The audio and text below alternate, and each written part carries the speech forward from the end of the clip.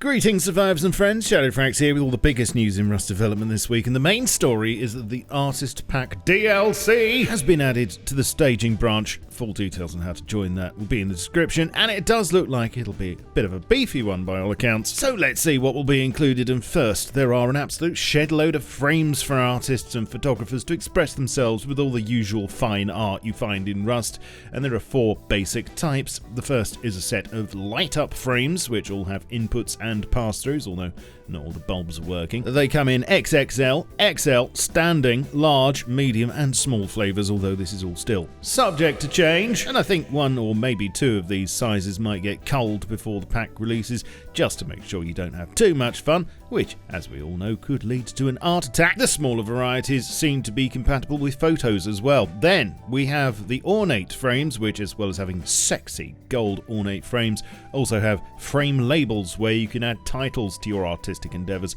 and change the colour of the text. Again, these are currently available in the same range of sizes. Then we have the scrap frame versions, which have a special feature. They all have blinds which can be opened and closed manually or via an input for that grand reveal, I guess. They all have pass-throughs as well, naturally. And then lastly, we have a few different sized canvases, canvae, and an easel which can be used to mount them on whilst painting in the wild, for instance.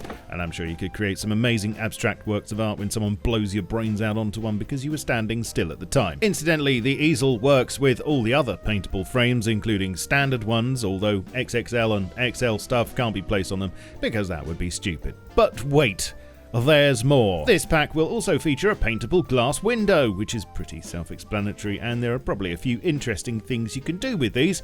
The paint is completely opaque, so you could create some nice peepholes, for instance. And then lastly, on the paintable side, there's a new paintable reactive target, which has all the features of a standard one, but lets you customize what you're trying to hit, complete with paintable bucket head.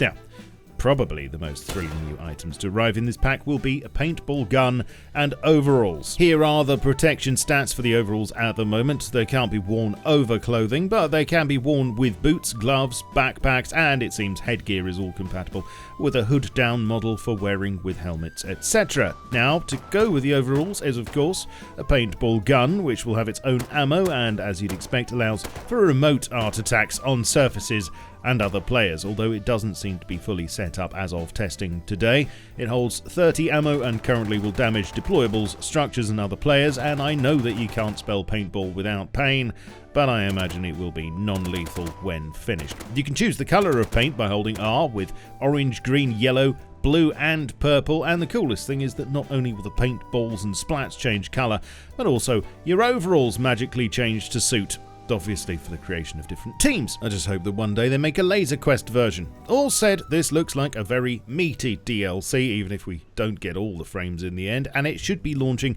on the store with February's patch on the 5th. But what do you think? Art thou easily tempted by this kind of thing?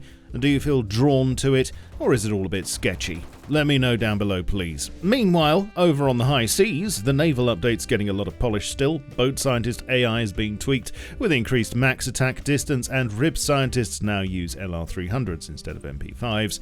It does look like the majority of the big stuff is stable now on the deep sea, with only minor changes being made, so it looks like all will be ready for the launch next month, and I'll bring you the full final details when that happens. In other work, there is of course the Crypt skin, which I showed you last week, which will be another stone tier skin as far as I know, and a boxes DLC for March, which will include special box skins for lots of different items like wood, metal, stone, scrap, explosives, ore, food, tools, armor, components, meds, etc, etc, etc. There's news of an Uzi 9mm being made, as mentioned in last week's vid, and this week some more new things have emerged. Weapon charms are being worked on again, and blast from the past, quite literally, in this commit. If you've been kicking around for a while, you'll know that a mortar has been in concept limbo for almost forever, and a model for it's been hovering around in the game files but has never been used. Well, it looks like now it will finally become a reality, and presumably will look more or less like this.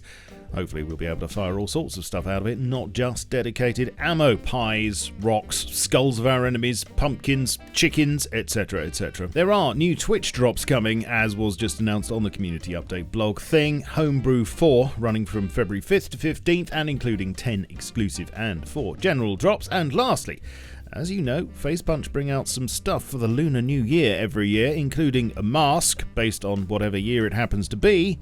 Well, this year looks like it's going to be my year, as 2026 is apparently the year of the horse, and therefore it's horse mask time. What a time to be alive. Pies, horse masks, I must be dreaming. Well, you're up to date now, so let me know what you think to all this nonsense down below, whether you like it or indeed not. There are no right or wrong answers. Check out my socials, leave a like and a sub to help me grow big and strong. I'm slowly closing on 500,000 now, and you can support me and help me buy pies with YouTube memberships, super thanks, and on my Patreon. I shall catch you all soon, but in the meantime, keep calm and stay rusty. Cheerio.